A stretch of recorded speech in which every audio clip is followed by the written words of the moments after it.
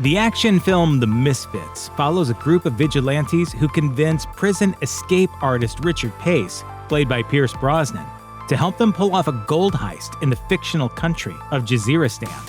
The gold is originally meant to finance terrorist activities, and a man named Schultz is storing the fortune for a terrorist organization in one of his many high-security prisons. With a team of misfit criminals, including con artist Ringo, skilled fighter Violet, and the mysterious Prince, Pace and company hatch a plan to steal their bounty from a Jazeristan penitentiary. Their basic intention is to give the entire prison population severe food poisoning, dress up as medical personnel, then sneak out with the gold. A simple plan? Not exactly.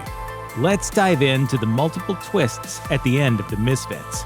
Steal their gold, stop the terrorists. Let's go to prison, shall we? The personal antagonism between Schultz and Richard Pace is obvious from the beginning of the movie due to the heavy implication that Pace previously slept with Schultz's wife. Schultz, therefore, has a vendetta against Pace, and Pace reciprocates the rivalry by humiliating Schultz whenever possible. This motivation explains the reasoning behind the numerous outlandish diversions and red herrings during the robbery.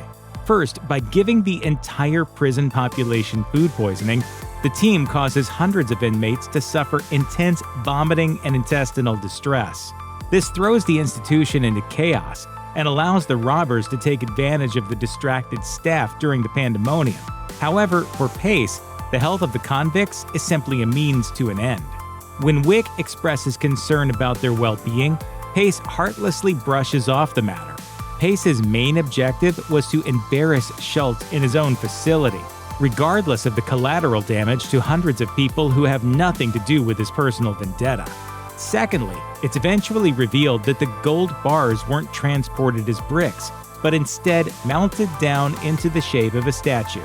While Schultz's team chases after a van they presume is carrying the riches, the real gold is wheeled out of the facility under the pretense of repairing the sculpture.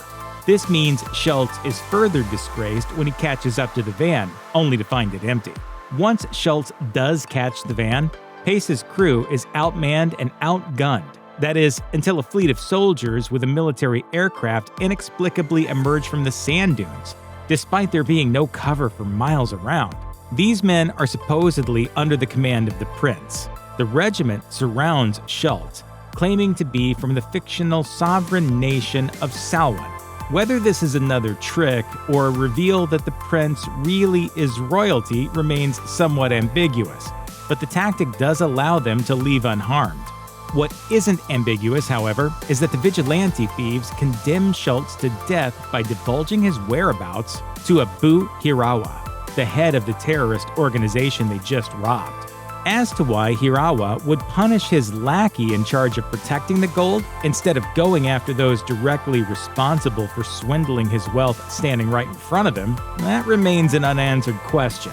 Even if Hirawa believed that the prince was royalty from a sovereign nation, he has no reason to care about the status of the thieves who stole his treasure. For that matter, if the group really was trying to make the world a better place and stop terrorism, why didn't they kill Hirawa right then? They had a literal squadron of soldiers surrounding the area. They could have brought down the head of an international terrorist organization and destabilized his entire establishment. They already displayed that they're not above killing people, as Violet has killed a number of guards during the course of the film, so why not one more death for the cause? You don't date men. I killed them. For the final bait and switch of The Misfits, Schultz's goons are holding Hope hostage, and just as she's about to be executed, it's revealed that Violet was the one being held captive, which spells bad news for those guys as she slays her abductors with ease. How these kidnappers mistook a blonde white woman for a brunette Korean American is another unsolved mystery. Were they not given a general description or a photo from her Instagram? Similarly, in the penultimate scene of the movie, it appears that Richard Pace has gone back on his word and stolen the gold for himself, but he returns to the team remorseful, the gilded statue in tow. When watching The Misfits, the audience is in the same shoes as Schultz. Due to the many false trails the script sets up, it's easy to become just as confused about what's going on as the people being robbed. Though one or two plot twists can be exciting, Too many curveballs tend to result in whiplash. But that's the narrative's entire intention, to keep us on our toes, throwing us from point to point, and keep us constantly guessing. If that's the goal of the Misfits, then mission accomplished. Check out one of our newest videos right here. Plus, even more Looper videos about your favorite movies and TV shows are coming soon. Subscribe to our YouTube channel and hit the bell so you don't miss a single one.